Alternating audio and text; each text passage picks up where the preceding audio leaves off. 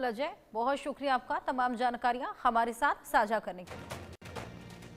वहीं महाराष्ट्र के सीएम देवेंद्र फडणवीस ने क्लास 1 से 5 तक हिंदी को अनिवार्य कर दिया, जिसका अब विरोध भी शुरू हो गया।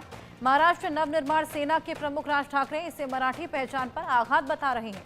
महाराष्ट्र में ऐसे में काशी के लोगों का इस मामले में क्या कहना है, आइए देखिए हमारे संवाददाता पंकज चतुर्वेदी की इस रिपोर्ट में। महाराष्ट्र की देवेंद्र फडणवीस सरकार ने कक्षा 5 तक हिंदी को अनिवार्य कर दिया है। जी हाँ, बता दें आपको कि जिस तरीके से महाराष्ट्र नवनिर्माण सेना के प्रमुख राज ठाकरे ने हिंदी को लेकर तमाम जो विरोध शुरू किया था, उनका कहना था कि महाराष्ट्र में रहना है तो मराठी सीखना होगा। उसके बाद जो है वहाँ के मुख्यमंत्री ने जो है दर्जा 1 से दर्जा 5 तक यानी क्लास 1 से क्लास 5 तक हिंदी को अनिवार्य कर दिया और तीसरी भाषा के रूप में उसको मान्यता दी है। उसके बाद से राज ठाकरे ने अब उसका भी विरोध करना शुरू कर दिया है। तो ऐसे में हमारे साथ काशी के तमाम जो बुद्धिजीवी लोग हैं उनसे भी हम बात करेंगे। जिस तरीके से अब मैंने आपको बताया कि राज ठाकरे जो है उनका कहना है कि महाराष्ट्र में रहना है तो मराठी सीखना होगा, और इस बीच मनसे के उसके विपरीत महाराष्ट्र के मुख्यमंत्री ने कक्षा 5 तक हिंदी को अनिवार्य कर दिया है, यानी कि अब मराठी इंग्लिश के बाद हिंदी भी अनिवार्य कर दी गई है। क्या कहेंगे?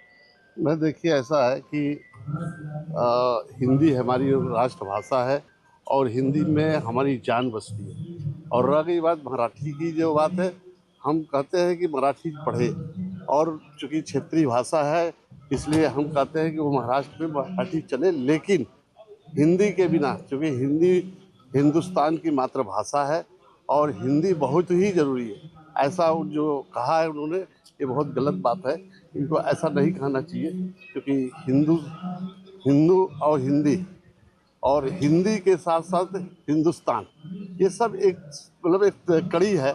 और इसको मतलब ऐसे नेता जो तोड़ने के काम कर रहे हैं, ये देश के हित में काम नहीं है, ये अहित में काम है, ऐसा नहीं बोलना चाहिए। बिल्कुल, इनका कहना है कि ये देश को, समाज को तोड़ने वाला काम है। आप क्या समझते हैं? जिस तरीके से राज ठाकरे ने जो है विरोध करना शुरू कर दिया है कि महाराष्ट्र के मुख्यमंत्री ने जो आदेश किया है कि अब कक्षा 5 तक हिंदी अनिवार्य की जाएगी, अब उसका भी उन्होंने विरोध करना शुरू कर दिया है। देखिए, विरोध उनका अपना स्वभाव होगा या उनका अपनी सोच होगी, लेकिन जो हिंदुस्तान में रहता है, अगर हिंदू कहता है तो एक कहावत है, हिंदी हिंदू हिंदुस्तान, पूरे विश्व में जानते हैं।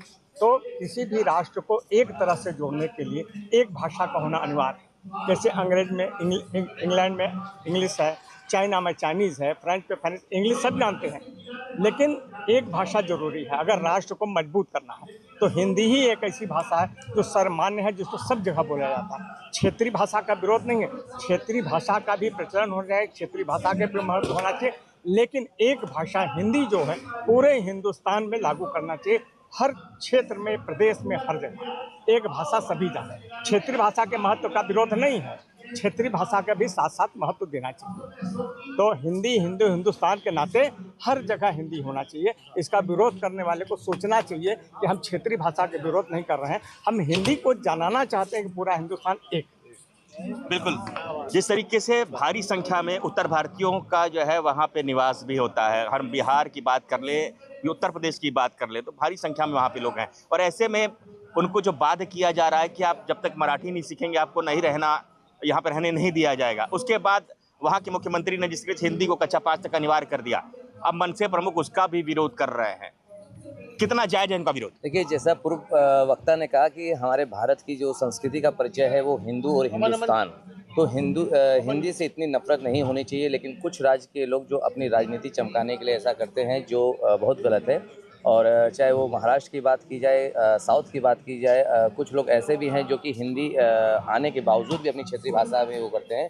मैं तो ये कहूँगा कि प्रधानमंत्री श्री नरेंद्र मोदी जी को भी आगे बढ़ के एक पहल करनी चाहिए राष्ट्रीय स्तर पर हिंदी के लिए, कि जो एक संदेश जाए, और महाराष्ट्र के मुख्यमंत्री द्वारा जो कार्य किया गया है वो वाकई में अपने में सराहनीय है। बिल्कुल, इनका भी कहना है कि महाराष्ट्र के जो मुख्यमंत्री ने जो काम किया वो सराहनीय है।